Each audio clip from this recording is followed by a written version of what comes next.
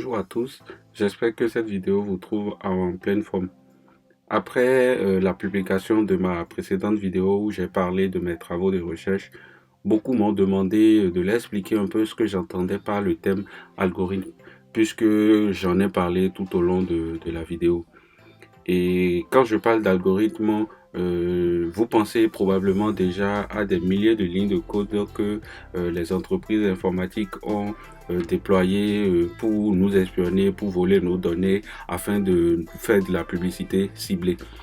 Bien que cela soit possible, il ne s'agit pas vraiment de ça que moi je veux parler dans mon contexte. Et je vous exhorte donc à suivre cette vidéo jusqu'à la fin pour comprendre un peu de quoi je veux parler. En réalité, la notion d'algorithme se retrouve presque partout, et ceci depuis l'origine du monde, que ce soit chez l'humain, chez nous les hommes, ou même chez les animaux.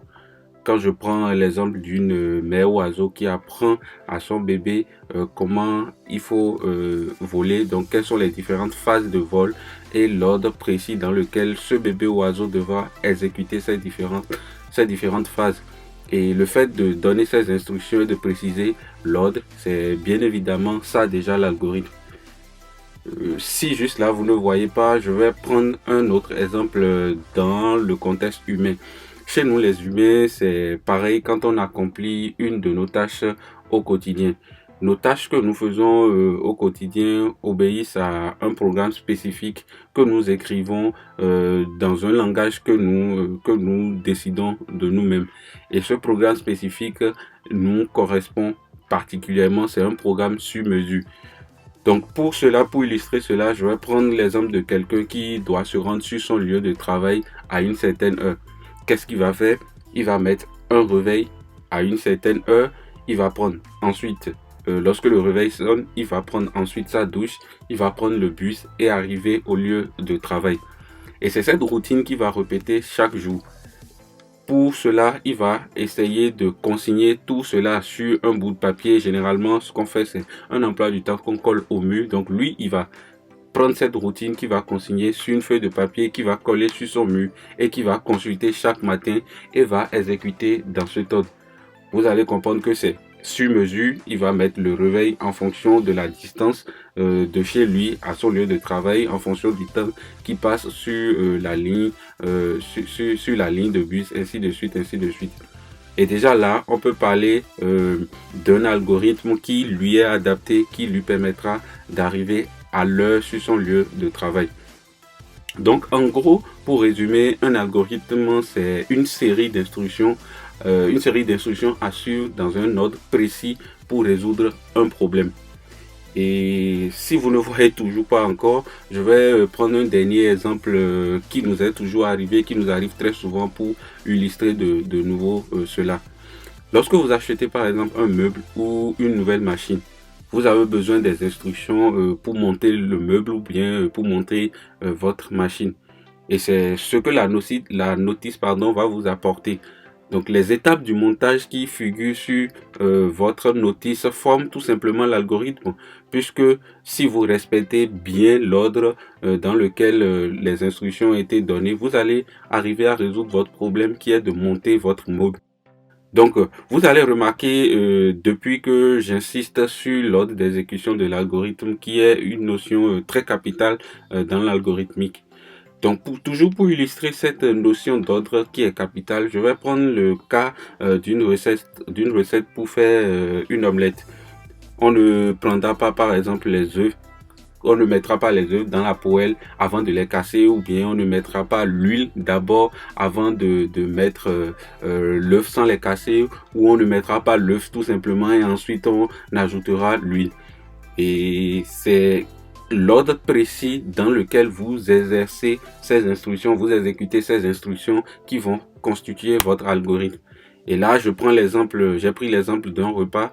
Oui, comme vous pouvez vous en douter, le fait de préparer une recette, c'est également un algorithme, puisque vous avez une liste d'instructions qui est écrite dans un langage précis, donc dans une langue précise. Ça peut être une recette chinoise, anglaise, britannique ou dans n'importe quelle langue que vous voulez. Donc ces instructions, vous les exécutez dans un certain ordre pour résoudre votre problème qui est de cuisiner votre plat préféré.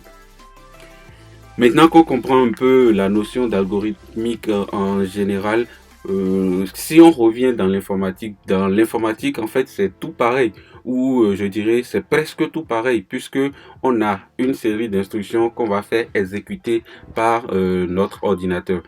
Donc le programmeur, il écrit donc cet ensemble d'instructions qu'on va appeler programme dans un langage précis qu'on va appeler également langage de programmation. L'ordinateur va exécuter ce programme et dans un cadre précis pour pouvoir résoudre un problème.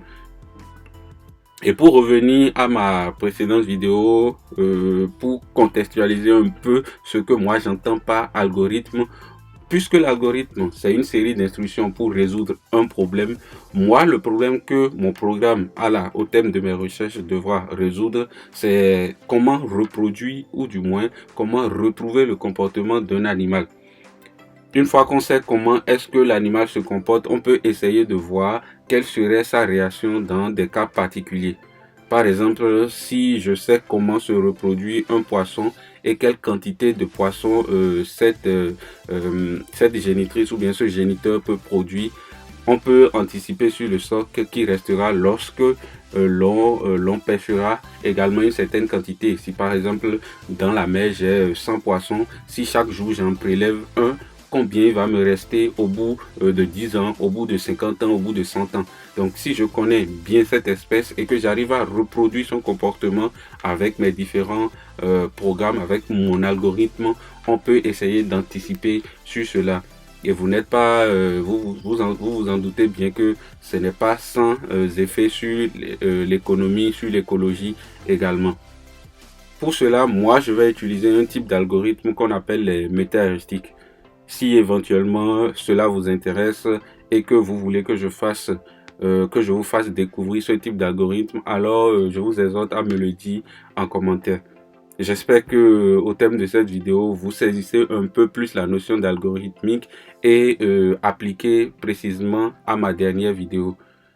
Donc, je reste à l'écoute. Laissez-moi vos commentaires, envoyez-moi des messages si vous le désirez et je vous donnerai plus d'informations sur mon monde, sur mes travaux, sur éventuellement les algorithmes, les méta-heuristiques que j'utilise. Donc, à bientôt et je reste à l'écoute.